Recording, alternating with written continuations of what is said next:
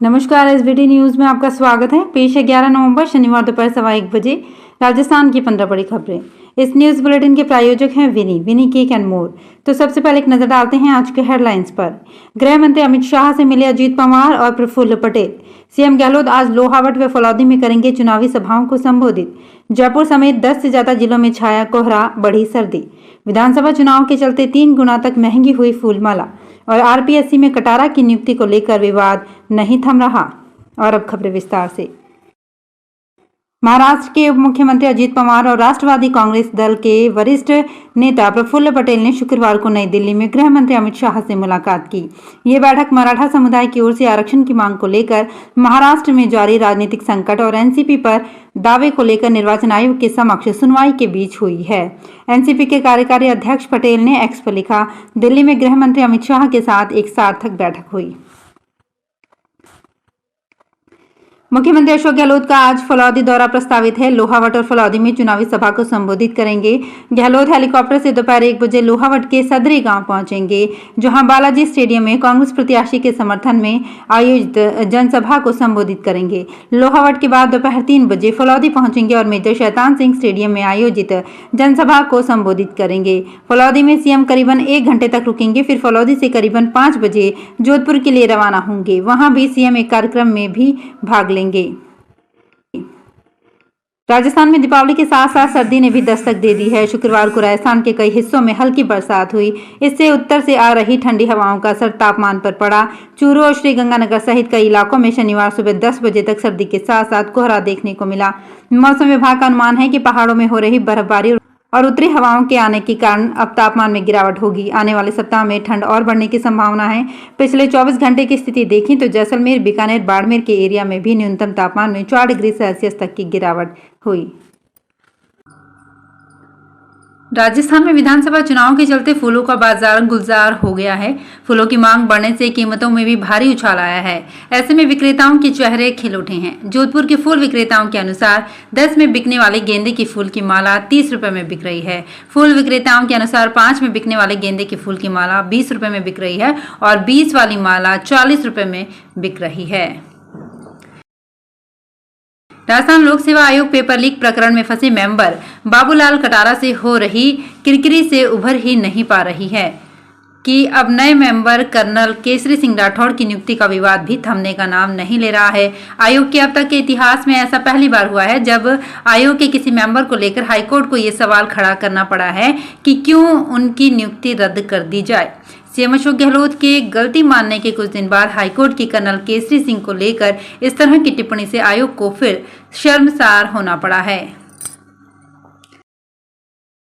जोधपुर जिले में इस बार कपास की फसल उम्मीद से अच्छी हुई है। इससे किसानों की झोली भर रही है। जिले में लगभग 80,000 हेक्टेयर कृषि भूमि पर कपास की खेती की गई थी। अधिकांश किसानों ने फसल ले ली है। कुछ किसान परिवार फसल लेने में जुटे हुए हैं।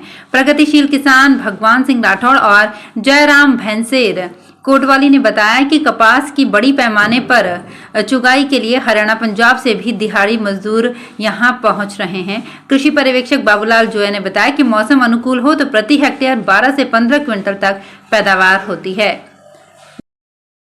विधानसभा चुनावी दौर शुरू होने के साथ ही मतदाताओं को लुभाने की जुगत होने लगी है।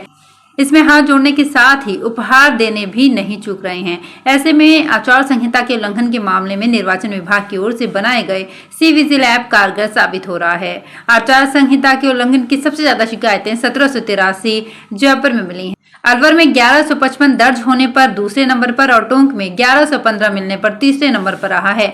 शिकायत दर्ज होने से आचार संहिता का उल्लंघन साफ जाहिर हो रहा है, लेकिन निर्वाचन विभाग की मुस्तैदी से मतदाताओं में और विश्वास बढ़ा है।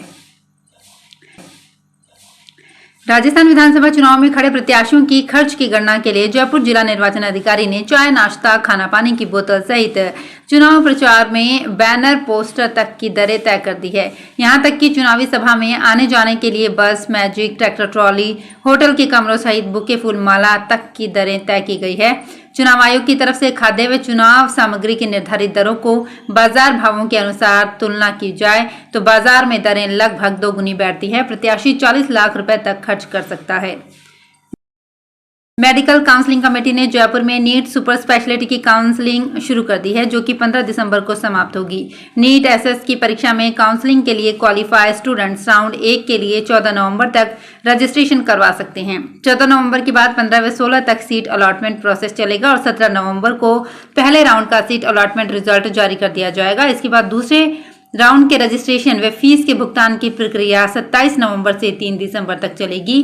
चॉइस लॉक करने की प्रक्रिया 4 दिसंबर तक पूरी हो जाएगी। 5 और 6 दिसंबर को सीट अलॉटमेंट प्रोसेस चलेगा।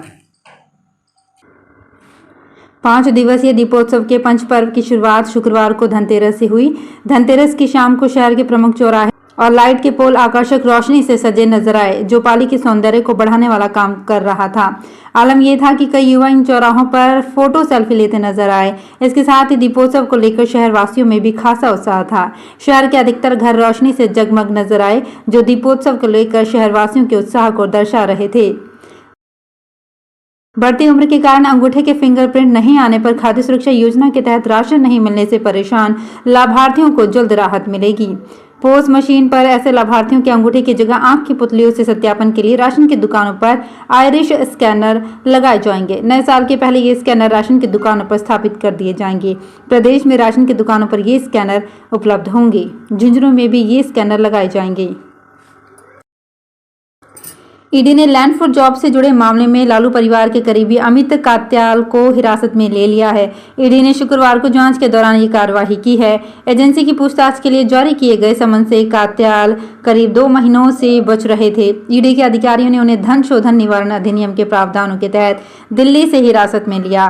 कात्याल के कई ठिकानों पर ईडी ने मार्च में छापा मारा था। ईडी के अनुसार कात्याल राजद प्रमुख के करीबी सहयोगी होने के साथ साथ एक के इन्फो सिस्टम्स प्राइवेट लिमिटेड के पूर्व निदेशक भी हैं। हिमाचल के ऊंचे पहाड़ों ने एक बार फिर से बर्फ की सफेद चादर ओढ़ ली है। लाहौल स्पीति, चंबा, किन्नौर, कुल्लू, मंडी और शिमला जिले की चोटियों में बीती रात को हल्का हिमपात हुआ। वहीं प्रदेश के अन्य भागों में भी बारिश के साथ लंबा ड्राई स्पेल खत्म हुआ है। सूचना के अनुसार रोहतांग दर्रा में 20 सेंटीमीटर से ज्यादा, कोकसर में 16 सेंटीमीटर, ग्राम्फू में 14 सेंटीमीटर, अटल टनल में 13 सेंटीमीटर, शिकारी देवी में 3 सेंटीमीटर से ज्यादा स्नोफॉल हुआ है। विदेशों की तर्ज पर अब देश में भी इको टूरिज्म पर जोर दिया जा रहा है। राजस्थान में अब गोवा बेस्ड एक कंपनी बी लाइव पर्यटन स्थलों को प्रदूषण मुक्त रखने व इको टूरिज्म को बढ़ावा देने के उद्देश्य से इलेक्ट्रिकल साइकिल किराए पर देगी। इसकी शुरुआत यूं तो कुछ साल पहले हुई थी, पर कोविड आने के बाद कंपनी ने राजस्थान में काम रोक दिया था। अब टूरिज्म इंडस्ट्री के पटरी पर लौटने से कंपनी पुनः राजस्थान में नई संभावनाएं तलाश रही है। अब जल्द ही जोधपुर, जयपुर और उदयपुर में भी शुरुआत करेंगी। जोधपुर शहर में महिलाओं का सड़कों पर सफर करना भी सुरक्षित नहीं है।